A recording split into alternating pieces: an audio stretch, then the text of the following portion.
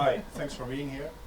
I was going to start off with a small poll, so if you haven't filled it in yet, I would kindly ask you to scan the code or type the URL in your browser, and please fill out a quick question about which IDE you use. I will take just a minute. By the way, don't worry, I have enough time. My test talk took about 14 minutes, so I'm going to talk really slow, but we have enough time. So.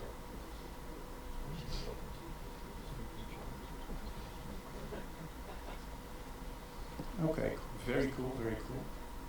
I see about 43 responses. I think that's going to be about all. I'm going to show them to you now. Does this also work? Yes.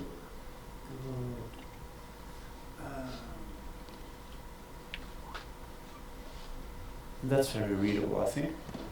So the good news is this talk is going to be very interesting for about 36% of you, and about 37% of you will be here for academic interest only, but I hope you still have a good time. Because this is going to be about Django Template LSP. First off, let me outline the talk. This is how I thought it up beforehand. There's a problem and there's a solution, and then we all go to lunch and we're happy, right? I'm really proud of this slide, by the way, because it only has 2 bullet points on it, which is a good thing for slides. So yeah, and then reality hits, and it's going to be more like this actually. I'm already deviating a little bit, talking about myself and everything. The good thing is we still have lunch at the end, and we have, I think we will make it in time, as I said, so there's room for questions. First off, let me start. You won't have to take any notes, because Maurits is there in the 3rd row doing what he always does. So I see now that I haven't done this properly. Let me check. Yeah. Let me see. Mark down. I created a link, but in different. Sorry.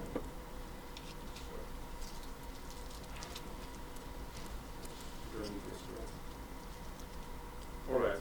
So if you go there, you will probably see the notes very quickly after this talk, or maybe even during. I don't know. Right. A quick word about myself. I've been doing Python for a very long time, and I think it's like 2006 or something. I've been doing mainly Django the last 10 years, 8 to 10. So I'm very knowledgeable, and I say this because I want you to leave with a good feeling, so knowing that you get it from someone who's very knowledgeable should help you with that. I'm very passionate about sustainable code. I'm passionate about writing good tests, making nice commit messages, doing good code reviews, documentation. So this talk is a bit of an outlier for me. Also, I'm not the author of this package. The author is here in the room, or one of the authors, Ruben. The other one is Michael, is also a colleague of mine. So I'm just here to do the talk. The company I work at is 4 digits in Arnhem. Like Arjen said, we've been doing Django for a long time. We focus on that. We organize Wagtail Space, which is a community event around the Wagtail CMS, which we really like. It's also built on Django, so we like it.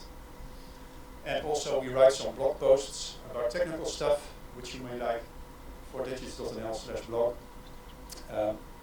It's kind of tucked in between some marketing-y blog posts.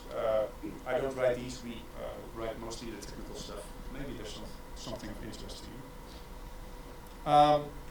Code completion is very nice. I think we all agree, right? Whatever IDE you use, it's nice to type something, and then the IDE says, oh, maybe you mean this, or maybe the IDE says, okay, this object has this attribute. For example, this is in VS Code, which I started using specifically for this talk. I'm quite a young user actually. But in VS Code, if you do this, usually you will get, okay, let me point at this for a little bit.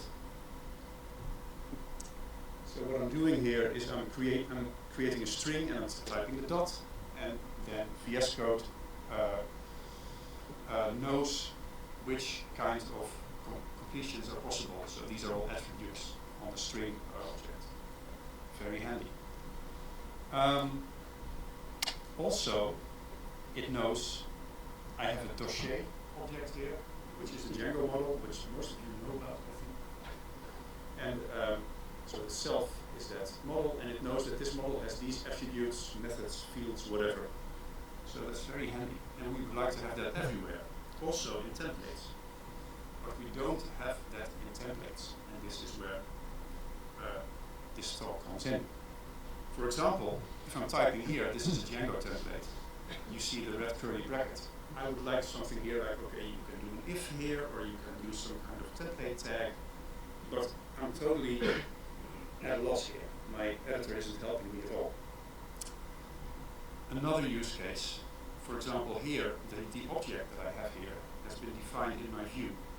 So probably I have a dossier here or some other kind of thing that I have a Django model for, but VS Code doesn't know at all what kind of thing I have here, which is very annoying. So, people who use Pygrunn, 37.3% of you right now are going, hold on a second, I think we have that. And yes, you do. In Pygrunn, it knows most of the default Django template tags, and it also can inspect your code and know what kind of model or whatever class is passed to your view as the object here. If you enable the Django language support in Pygrunn, which you probably already have done. So if you're a Pygrunn user, you already have a lot of these features, and it's going to be interesting to learn about LSPs. We're going to get into that later. One thing that Pygrunn does not do is if my lot, for example, which is something I pass to the template, it's not defined in a class-based view, it will not always know what kind of object this is. So this is one case where Pygrunn didn't know the methods and attributes that I have on that object. So, but all in all, Pygrunn is very good at this. Now let's talk about this. This is the URL at GitHub. We even have a logo since yesterday, because my colleagues who created it, after I was preparing this talk, they said it was very stupid that we don't have a logo yet, so now we have one. Thanks to AI. It's a very special day today. It's 364 days ago since the first commit of this package. So, this is what you get when you install the package in VS Code. These are all the Django template tags that are available, and actually it will also scan template tags that you defined yourself. This is something that Pygrunn cannot do. As you see, object methods and attributes are also linked to the Django model that you have, so that works. This also works by default for Wagtail view. So the Wagtail CMS, I mentioned it before, we do a lot of stuff with that, it's very nice. And Django Template LSP has been created to work very well with Wagtail also, which is important because in Wagtail we do a lot of stuff in templates. And of course the go-to definition thing will always work, will also work. Now, I just told you that it will also pick up these object definitions in templates. This is not always the case. It works for class-based views, but sometimes, like in Pygrunn, you have some kind of variable that is not automatically picked up or and recognized as a certain type or class. And in that case, you can define it using the comment in the template. So this is kind of a type hint in a template, and this allows you to inspect in the template the attributes of the object, which is also very nice. Another feature that it has is Docker support. Below is a small snippet of how you define project variables in VS Code again, so you can tell it which Docker compose file to use and which container it uses that contains the Python. All in all, this is a huge win if you work in templates a lot. So that's basically, this is 11 minutes, right? I'm going a lot slower than yesterday. That's good. Are there any questions so far? All right. There will be questions, of course. So, good talk. No, I'm just halfway. Are you halfway? I was just going to check if everyone's with me. Oh, okay. Well, let me give them the mic. I think I'm still with you. I have one question. I've been building a resume generator for myself with templates, but it's not with Django. It's with for generating PDF. Can it work with that as well, or am I way off? Yes, excellent question. So I won't repeat it as you also have the mic. Will it work for generating PDFs? From what do you generate PDFs? I think the package is called EasyPrint. What you generated from HTML templates or Django templates? HTML templates. Yes, that will not work. Okay. But I will show you how you can build your own LSP server, which you can do it.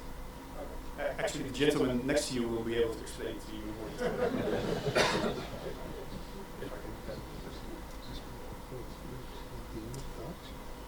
So, what you want to know is how to install it. Well, you install it using pipx or maybe a virtual env or anything in Python.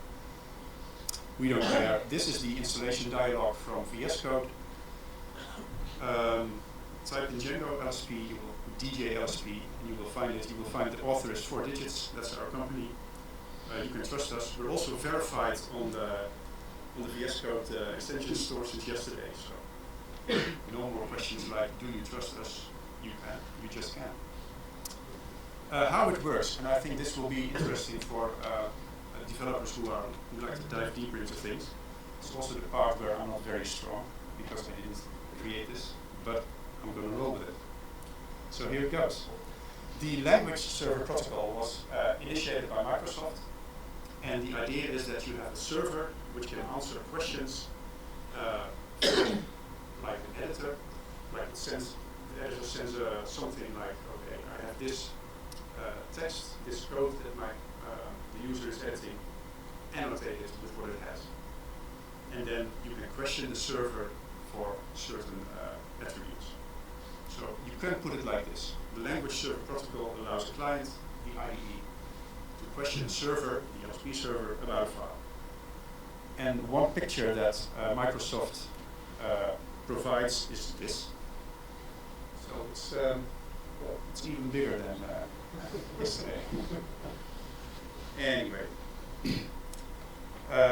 actions from the user are sent from the development tool, so that's the IDE working, to the language server, which then replies with, okay, this dossier object, it has these attributes. And in fact, the situation that we have now with Django Template LSP in the plugin in VS Code is a little bit different. So if you look at the blue things, the development tool and the language server, keep those in mind, and then look at this picture. So the IDE contains the development tool, that's the thing you type in, and it also contains the plugin, sort of. And within the plugin is a language server, which was the blue thing on the right you just saw. And the development tool actually communicates with the plugin communicates with the language server, and the language server that communicates with Django collector.py. And that's the thing that is in our code base in Django Template LSP. And this is what it's called. It has about 700 lines of Python, and it runs a kind of static analysis on all the code in your directory. It prints JSON to standard out, and this is picked up by the language server that has question with. So it outputs, not like that. Right. It outputs JSON, and it's about 700 lines, and it uses the Python that you either define in a virtual env in your project, or in WebEx, or it uses the Docker Python to run this, and finally it uses the system Python. That's roughly how this works. Just skimming the surface here. Now the next question you might have is, where can I use this? basically you can use this in any IDE that supports Django, the language server protocol. And that's not all IDEs. So it should work on these. Visual Studio Code is confirmed, which is what 1/3 of you are using, so for me it's very good. Then there's Helix. Not sure about the poll, but were there any Helix users? None at all. Yeah, it's a bit of a nerd thing. Neovim? Not you. Oh, yeah? Okay, cool. And these others? Anyone? Really? Okay, all these IDEs support using an external LSP server. One notable exception is Pygrunn. Pygrunn has its own way of doing things. It provides its own, well, not really LSP server, but a similar thing. You can use this with an API. I think I read a bit on it. So you can use their servery thing to read things from, but you can't tell Pygrunn to use language server protocol server. So unfortunately, for Pygrunn, this thing that Mike talks about will not work. Fortunately, Pygrunn already is very good at this, as we saw. So, next thing you might ask is, why should I use this thing by 4 digits? Are there no alternatives for this? Well, yes, there are. Actually, there's one, and that's called Django Language Server.